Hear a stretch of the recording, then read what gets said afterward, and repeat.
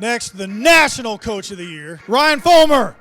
I'm going to answer kind of three of the questions that I get this time of year. I'll start with this one. It's like, what are you guys doing this time of year?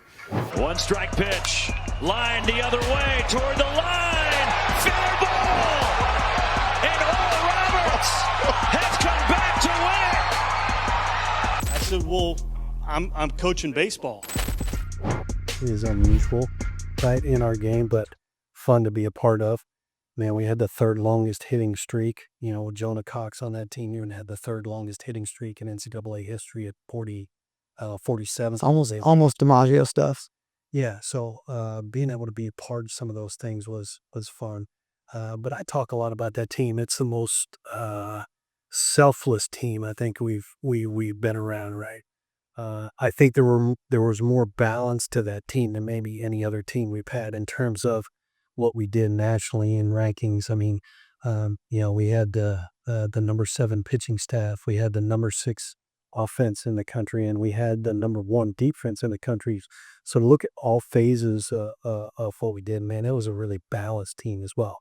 So you take a really, really selfless team that's really balanced, and the result is you get a pretty good run. Experiencing winning 21 in a row, they beats all probability models, and it just goes. I think that those are the moments where it shows that something greater really can run through people. We had won 7 games in a row when we were losing by 5 or more. That's incredible. That's an incredible stat, and one that a lot of people don't know about. But when you look back on it, man, that was incredible. Like, regardless of what the scoreboard said, we felt like we had an opportunity to get back in it and actually win the game. So, there was a lot of special moments. And I think the other thing about the streak, too, is you win 21 in a row. And that 21 started a little bit late in the year, went through the conference tournament, went through the regional tournament. And then the first loss, what actually broke that streak, is we had a 8-0 lead and blew it 8-0 lead. And that's how the streak ended. So I think a lot of people were waiting to see the reaction that we had after we lost. And I think when I had a chance to address the team immediately after the game, it was like, well, it's about time that streak ended. I didn't think that was the way it was going to happen, but I think that calmed everything down. We were able to come back and win a couple more, but pretty cool streak to be a part of. If there's one takeaway from that whole thing, what would it be? I think it'd be that, right? For me, the most amazing part of the streak was just those moments. You win 7 games in a row when you're trailing by 5 or more. I think that's proof that you're never out of it, right? You're only out of it if you think you're out of it. And to have a group that actually believed in that and was selfless enough to find a way to get back in those games, for me, that was the biggest number of all the things that happened. That streak for me was fun to be a part of. That you talk about that, you think just having faith being so ingrained in everything that's going on helps the kids here know that there's a lot more to life than just getting a short dopamine rush of a short-term payday? Yeah, I think so. I think, when you talk about the value system and being part of a Christian university and the values and integrity and character that it takes to be at a place like this, I think that insulates you from some of the other things that are going on around the world, right?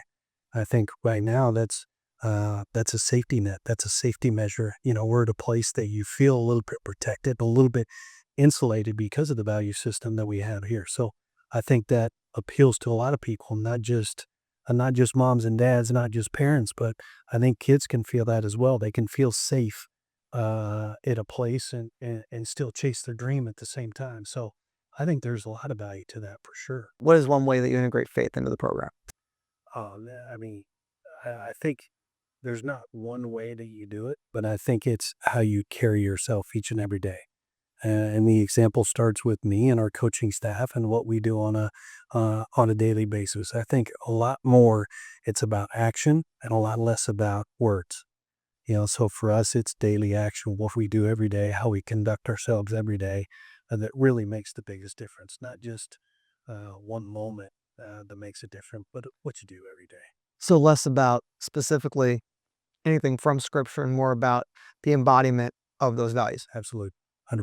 I think you can get online and jump around, and you could probably get on social media right now and pull up any scripture that you want, and somebody's going to comment on it. But for me and for us, it's about action. It's about what you do each and every day. It's not about what you post on social media, or you can recite a verse. It's about who you are and what you're. That's the real lesson here, is how we live our lives on a day-to-day basis. I think the lesson for our guys is, look, you can go online and you can hear people, you can listen to people talk about it.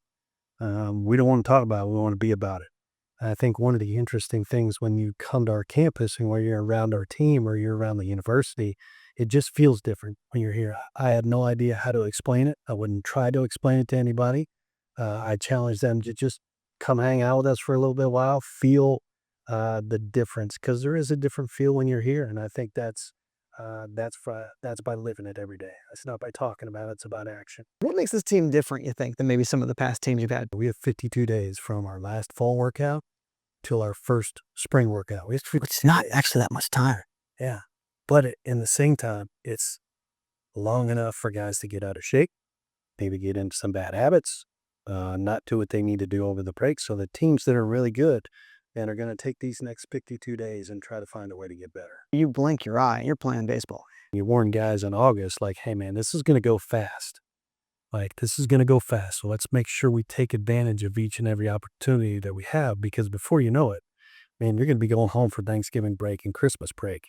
And, here we are, and it happens quick. And the older I get, I think the faster it goes too. So, you try to take those moments and explain to them, hey, man, we got to take advantage of this time. And if you look at big picture too, there's a very small window where guys get an opportunity to chase their dream. Right. So these small windows, these 4 years become instrumental in you being able to chase your dream. So let's make sure we exhaust our efforts and use every moment, right, to try to get better and to try to improve and try to develop, so that at the end of your 4 years, you're not looking back going, man, I wish I would have done something differently.